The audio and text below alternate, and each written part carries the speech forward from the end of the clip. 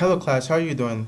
My name is Sharon Alamo and this is my project for CIS 3367, the summer session with Professor Wheeler. What I will be doing is an income statement analysis of Yahoo. And I chose Yahoo because it's been up a lot in news stories about it being sold, and it was looking to be sold and eventually got sold to Verizon. And why this is important, because I know that although companies get bought and sold every single day, Yahoo at a time was the leader in the internet. It was one of the prominent figures that came out of the dot-com era of the late 90s, mid late 90s, early 2000s. And at a time it was still monumental. People went to Yahoo to see news stories, read about finance, especially use their map feature.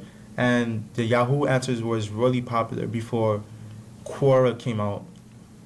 So I wanted to know, how bad of a financial position has Yahoo been in to make management feel that they needed to sell it?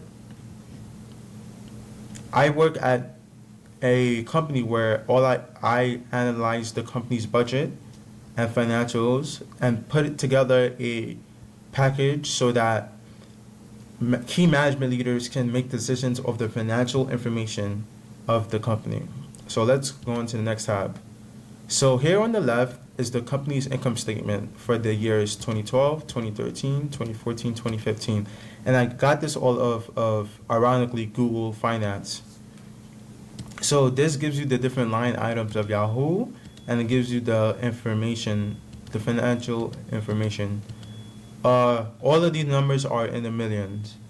One thing that stands out to me from the start is how the revenues of Yahoo were steadily going down and actually going up in 2015. Although you might think this is good, if you look 2 lines below, you can see cost of total revenue has gone up. So it was this, and then it just, it went down actually, believe it or not. And then all of a sudden in 2015, it just hit a height in the apex of like a 4-year period, and it takes a toll on the gross profit. So now you can see how the gross profit for Yahoo has steadily declined. And you can see a host of other different information here.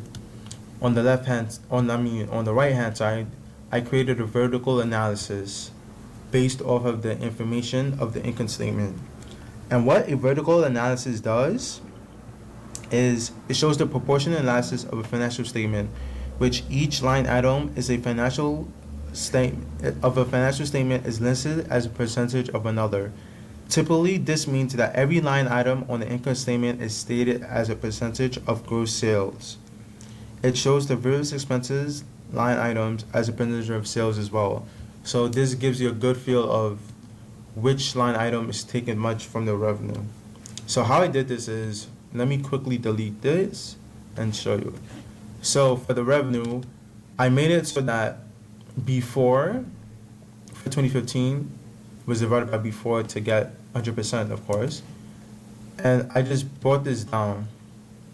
So here you can see that gross profit is 58.18% of the revenue, and cost of revenue is 41.82% of the revenue. And just quickly bringing this down, you can see the different percentages. One thing that stood out to me again is how the proportion of how gross profit was to cost of revenue. In the 2012, 2013, and 2014 years, you can see gross profit was huge, was always a bit higher than cost of revenue.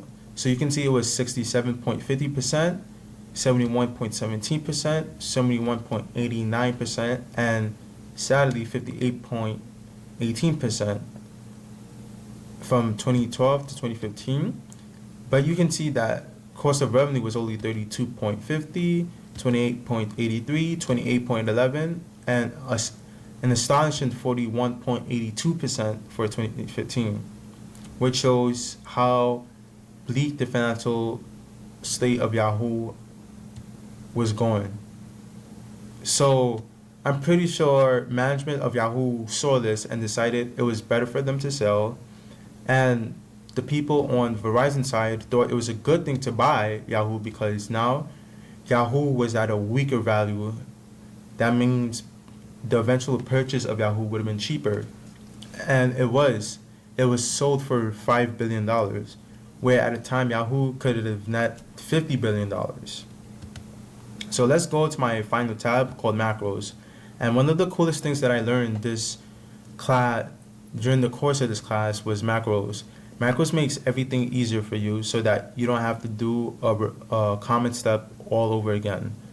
So what macros does is it recognizes a movement that you do or an action that you do, so you could click a macro as opposed to just filling it out manually, which saves time. So let me quickly delete what I have here.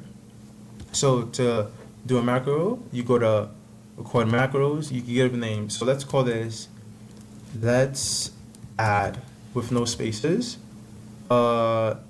Description and shortcut key isn't really necessary, but let's do Control I for our macro.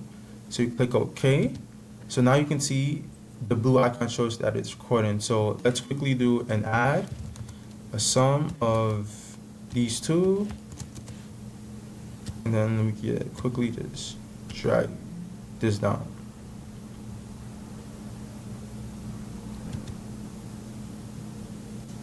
Okay, now let's go to, so let's stop the macro. You see what it, so to see if it worked, let's delete it. And let's hit Control I. Whoa, yeah, Control I. And voila. These numbers appear to you. So that saves you time next time that you plan to do this. And let's do this. Same for this.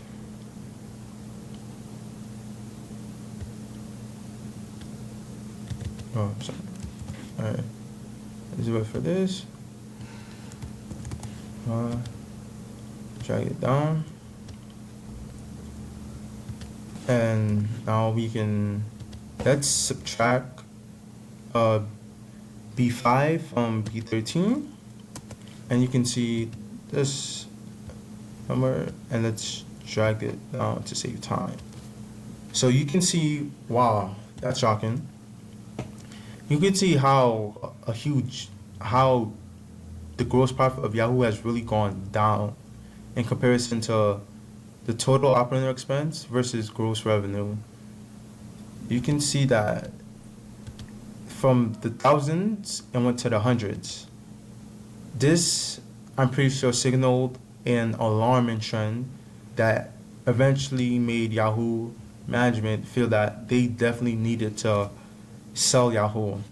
And I feel that this is a great tool and great thing, the income statement analysis, because if you're the CEO or if you own your own company, I just wanted to see how your company is doing and the trends that your company is going towards. You can use this, you can watch this video and see if, and then you can make a decision on what next to do with the company. Thank you for watching.